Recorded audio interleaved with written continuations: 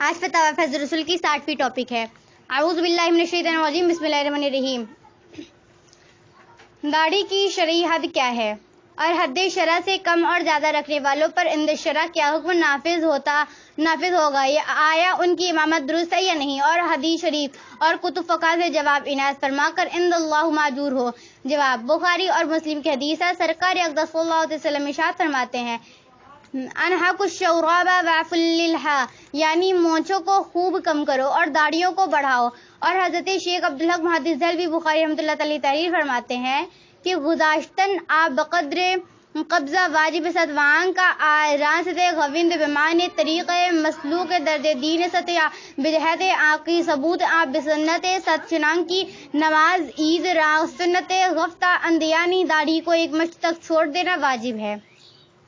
اور جن فقہاء ایک مشت داڑھی رکھنے کو سنت قرار دیا تو وہ اس وجہ سے نہیں کہ ان کے نزدیک واجب نہیں، بلکہ اس وجہ سے کہ یا تو یہاں سنت سے مراد دین کا چالو راستہ ہے، یا اس وجہ سے کہ ایک مشت کا وجوب حدیث شریف سے ثابت ہے، جیسے کہ نماز عید کو مسنون فرمایا، حالانکہ نماز عید واجب ہے۔ اشرۃ المعاد جلد اول 212 صفحے۔ اور بقیہ اعظم حضرت صدر الشریعہ رحمۃ اللہ تعالی تحریر فرماتے ہیں: داڑھی بڑھانا سنن الانبیاء سابقین سے ہے، منڈانا یا ایک مشت سے کم کرنا حرام ہے۔ بحر شریعت حصہ 16 197 صفحے۔ لہذا ایک مشت داڑھی رکھنا واجب ہے۔ منڈانے یا ایک مشت سے کم کرانے والا سخت گنہگار، فاسق، مولن، مردود شہادت ہے۔ ایسے شخص کے پیچھے نماز ہرگز درست نہیں، اگر پڑھ لی تو عائدہ واجب۔ مراقل فلاح میں ہے کہ کراہ امامت الفاسق لازم اہتمام بالدین، فتجب اہانت شرعا فلا یلزم بتقدیم للامامت، واذا تعذر منا ينتقل عنه الى غیر مساجد الجمعہ وغیرہ تعظیم ہے۔ تبع فیہ الظیل ومفادہ کون القراہۃ فی الفاسق تحریمیہ۔ حد شرع یعنی ایک مشت سے کچھ زائد داڑھی رکھنا جائز ہے، لیکن ہمارے ائمہ اور جمہور علماء کے نزدیک اس کا طول فاحش کے بے حد بڑھایا جائے جو حد تناسب سے خارج اور باعث انگشت نماز ہو، مکروہ و ناپسندیدہ ہے۔ ھذا فی لمعۃ الضحیٰ وہو تعالی اعلم۔ زید جو فاسق مولن ہے اس کے پیچھے نماز پڑھنا جائز ہے یا نہیں؟ بکر کہتا ہے کہ فاسق کے اقتداء میں نماز جماعت سے پڑھنا اور بعد میں ادا کر لینا تنہا پڑھنے سے افضل اور بہتر ہے۔ جواب: زید اگر واقعی فاسق مولن ہے تو اس کے پیچھے نماز پڑھنا مکروہ تحریمی ناجائز گناہ ہے اور آدھا واجب۔ فتاوی رضویہ جلد سوم 187 صفحے میں غنیہ شرح منیہ سے ہے: لو قدوا فاسقا یسمون، اور تبین الحقائق میں ہے: لئن فی تقدیمہ تعظیمہ وقد وجب علیہم امانت شرعا ثم والصلاۃ خلفہ مکرہ۔ لہذا بکر کا قول صحیح ہے، اگر کوئی دوسرا قابل امامت نہ ہو تو تنہا پڑھے۔ فإن تقدیم الفاسق ثم الصلاۃ خلفہ مکروہ تحریما والجماعۃ واجبہ، ففہما فی درجۃ واحدۃ وذرا المفاسد اہم من جلب المصالح۔ اور اگر کوئی گناہ چھپا کر کرتا ہے تو اس کے پیچھے نماز پڑھیں اور اس کے فسق کے سبب جماعت نہ چھوڑے۔ لئن الجماعۃ واجبہ صلاۃ الخلف، فاسق غیر مولن کا تکراہ الا تنزیدہا، ھذا فی الفتاوی الرضویہ وہو تعالی اعلم۔ ہماری مسجد کے امام صاحب سجدہ کرتے وقت ان کے پیر کی انگلیوں کی پیٹ زمین پر نہیں لگتے۔ میں ان سے بارہا کہا کہ آپ کی انگلی برابر نہیں لگتی، لیکن وہ نہیں مانتے۔ وہ کہتے ہیں کہ سجدے کی حالت میں پیر کی صرف انگلی زمین پر لگی رہے تو کافی ہے، نماز ہو جائے گی۔ امام صاحب یہ بھی فرماتے ہیں کہ تم جو انگلیوں کا پیٹ لگنا ضروری سمجھتے ہو، ایسا کہاں لکھا ہے؟ میں نے عرض کیا جناب بحر شریعت حصہ سوم میں شاید لکھا ہوا ہے۔ اتنا بتانے پر بھی وہ باز نہیں آتے، تو ایسے امام کی اقتداء میں نماز ادا ہو جائے گی یا نہیں؟ جواب: ہدایہ جلد اول زیر بیان سجدہ 76 صفحے میں ہے: یوجہ اصابع رجلین نحو قبلۃ، یعنی نمازی سجدہ کرتے وقت اپنے دونوں پاؤں کی سب انگلیوں کا رخ قبلہ کی جانب کر دے، اور یہ بلکہ واضح مطابق مشاہدہ ہے کہ جب تک سب انگلیوں کا پیٹ زمین سے نہ لگا دیا جائے اس وقت تک انگلیوں کا رخ قبلہ کی طرف نہ ہوگا۔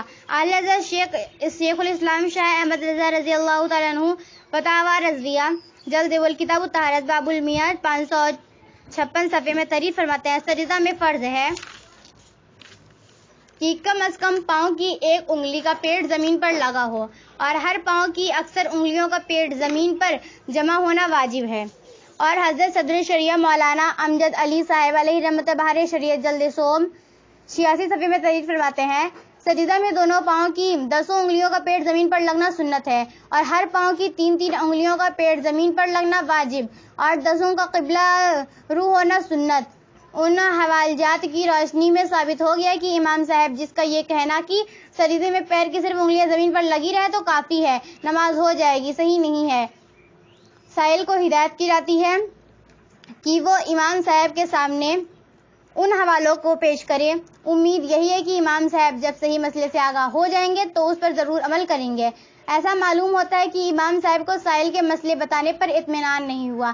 ہاں، یہ اور بات ہے کہ امامت کی ذمہ داری کو انہوں نے محسوس نہ کیا۔ ان کو تو چاہیے تھا کہ نماز کے فرائض و واجبات اور سنن کو پوری معلومات حاصل کر کے ان کی پابندی کرتے۔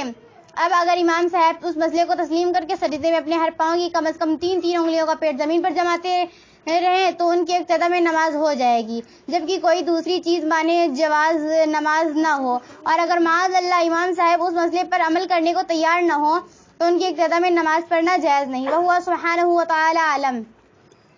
ایک امام جہری نمازوں میں اتنی آہستہ قرات کرتے ہیں کہ مقتدی نہیں سن پاتے۔ بعض دفعہ یہ نہیں معلوم ہوتا کہ آمین کب کہی جائے، اور رکوع و سجود میں بھی دھوکہ ہو جاتا ہے۔ اور اپنی ایک لڑکی کا عقد دیوبندی وہابی کے ساتھ کیا ہے، اور اس وہابی کے یہاں آمد و رفت رکھتا ہے، حالانکہ اپنے کو سنی مذہب بتاتا ہے اور اپنے گھر کی عورتوں کو پردہ میں نہیں رکھتا، تو ایسے شخص کے پیچھے نماز پڑھنا جائز ہے یا نہیں؟ جواب: جہری نمازوں میں امام پر جہر واجب ہے، اور جہر کا ادنا درجہ یہ ہے کہ جو لوگ صف اول میں ہیں وہ سن سکیں۔ اگر اس قدر آہستہ پڑھا کہ صرف 1-2 آدمی جو امام کے قریب ہیں وہی سن سکے تو جہر نہیں ملنا، بلکہ آہستہ ہے، در مختار میں ہے۔ لو سمع الرجل اور رجلانا فلیسا بالجہر۔ اور دیوبندی وہابی کے ساتھ عقد کرنا اور ان کے یہاں آمد و رفت رکھنا جائز نہیں۔ خلاصہ یہ ہے کہ امام مذکور کی طرف جو باتیں منسوب کی گئی ہیں اور اگر اس میں پائی جاتی ہیں اور واقعی وہ سنی مذہب ہے تو ایسے امام کے پیچھے نماز مکروہ تحریمی واجب علیحدہ ہے، یعنی اگر کسی نے پڑھ لی ہے تو اس نماز کا دوبارہ پڑھنا واجب اور لازم ہے، اگر دوبارہ نہیں پڑھے گا تو گنہگار ہوگا۔ اور اگر امام مذکور دیوبندی وہابی مذہب کو حق مانتا ہے اور دیوبندی مفاد کے لیے اپنے کو سنی مذہب بتاتا ہے تو اس کے پیچھے نماز باطل ہے۔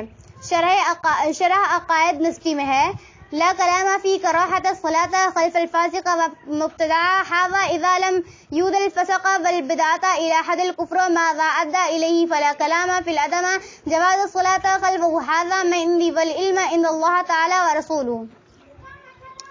ایسا حافظ قرآن جو داڑھی کتروا کر ہمیشہ ایک مشت سے کم رکھتا ہے، اس کے پیچھے نماز تراویح پڑھنا کیسا ہے؟ جواب: ایک مشت داڑھی رکھنا واجب ہے، ایک مرتبہ بھی کٹوا کر ایک مشت سے کم کرنے والا گنہگار ہے، اور اسے کٹوا کر ایک مشت سے کم رکھنے کی عادت کرنے والا فاسق مولن ہے۔ لہذا حافظ مذکور جبکہ داڑھی کٹوا کر ایک مشت سے کم رکھنے کا عادی ہے تو اس کے پیچھے نماز پڑھنا مکروہ تحریمی واجب علیحدہ ہے۔ تراویح سنت موقدہ ہے، لیکن ایسے شخص کے پیچھے پڑھنے کے بعد دوبارہ پڑھنا واجب ہے۔ ھذا خلاصۃ ما فی القواعد الفقہیہ واللہ تعالی اعلم۔ نمبر 1، زید کی بیوی پردے میں نہیں رہتی، کوسوں روز گھاس کرنے چلی جاتی ہے اور نماز کی پابند بالکل نہیں ہے۔ نمبر 2، اور زید سود پر قرض لیتا ہے۔ نمبر 3، زید واقف مسلمانوں کے خلاف ناواقف مسلمانوں کو بھڑکاتا ہے اور ایک گٹ بنا کر اکثریت کا دعویٰ کرتا ہے، اس طرح اسلام کو مذکور کرتا ہے، تو ایسی صورت میں زید کو امام بنانا اور اس کے پیچھے نماز پڑھنا جائز درست ہے یا نہیں؟ جواب سے نوازا جائے۔ جواب: قرآن مجید میں ارشاد ہے: الرجال قوامون علی النساء، مرد عورتوں پر حاکم ہے۔ نیز ارشاد ہے: یا ایھا الذین آمنوا قوا انفسکم واہلیکم نارا، اے ایمان والو اپنی جانوں کو اور اپنے بیوی بچوں کو جہنم کی آگ سے بچاؤ۔ لہذا ہر شخص کو لازم ہے کہ اپنی عورت کو پردہ سے رکھے اور نماز و احکام شرع کا حکم کرے۔ اگر حکم نہ کرے تو شوہر مجرم ہے، ایسے کے پیچھے نماز درست نہیں، اور اگر حکم دینے کے باوجود عورت پردے سے نہ رہے اور نماز و احکام شرع کے پابند نہ رہے تو بیوی کا جرم شوہر کے حق میں مانع اقتدا نہیں، ان کے پیچھے بشرائط امامت نماز درست ہے۔ نمبر 2، سود لینا اور دینا دونوں حرام اور گناہ کبیرہ ہے۔ حدیث شریف میں ہے اللہ قضا والمعطی فیہ سواء، رواہ مسلم و مشکات شریف، یعنی سود لینے والا اور دینے والا گناہ میں برابر ہے، اور سود کا گناہ ایسا ہے جیسا کوئی معاذ اللہ اپنی ماں سے زنا کرے۔ چنانچہ حضرت ابو ہریرہ سے حدیث مروی ہے، سید عالم صلی اللہ علیہ وسلم فرماتے ہیں الربا سبعون جزاء ان يصرحا این کا الرجل امہ، رواہ البیہقی فی شفاء الایمان مشکات شریف، یعنی سود کے گناہ کے 70 درجے ہیں، سب میں ہلکا درجہ یہ ہے کہ انسان اپنی ماں سے زنا کرے، لہذا سود لینے اور دینے والے کے پیچھے نماز جائز نہیں، ایسے کو امام بنانا گناہ ہے، اس لیے زید کے پیچھے نماز پڑھنا ناجائز، اسے امام بنانا گناہ ہے، اسے امام بنانے والے توبہ کرے اور زید سے بیزاری ظاہر کرے، زید جب تک توبہ کر کے اسے فعل سے باز نہ آ جائے اس کو ہرگز امام نہ بنایا جائے۔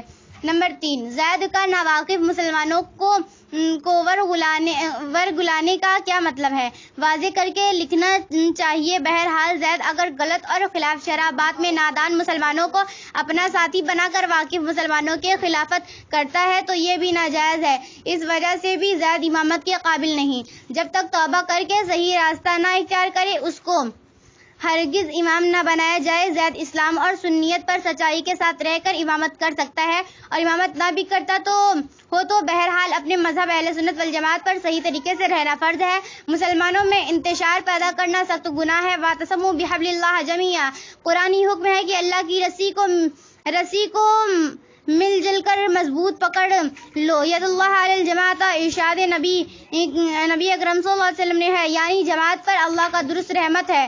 دوسرے مسلمان کو چاہیے کہ زید کو دینی باتیں بتا کر نرمی اور آسانی سے صحیح راستے پر کرے، اور اگر زید پھر بھی شریعت مطہرہ کا احترام نہ کرے اور ناجائز امر سے باز نہ آئے تو اسے قطع تعلق کرے۔ واللہ رسولہ عالم۔